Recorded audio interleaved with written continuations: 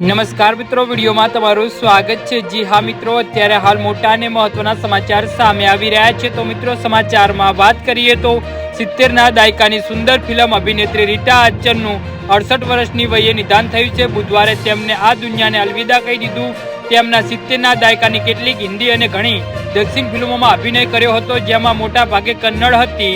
જી હા મિત્રો, અભિનેત્રીએ દિવ્યગત અભિનેતા લોકેશની સામે મુખ્ય ભૂમિકા ભજવી હતી। તેના અભિનયને દર્શકોને ખૂબ જ વખણ્યો અને તેને વ્યાપક પ્રેમ મળ્યો હતો। તે સમયે ગીતો ખૂબ જ લોકપ્રિય થયા હતા। તેમને હિન્દી, પંજાબી અને ગુજરાતી સહિત બહુવિધ ભાષાનો ઉદ્યોગમાં અભિનય કર્યો છે। જી હા મિત્રો, અત્યારે હાલ મોટા સમાચાર સામે આવી રહ્યા છે। અહેવાલો અનુસાર તે છેલ્લા કેટલાક સમયથી બીમાર હતા અને તેની સારવાર ચાલી રહી હતી।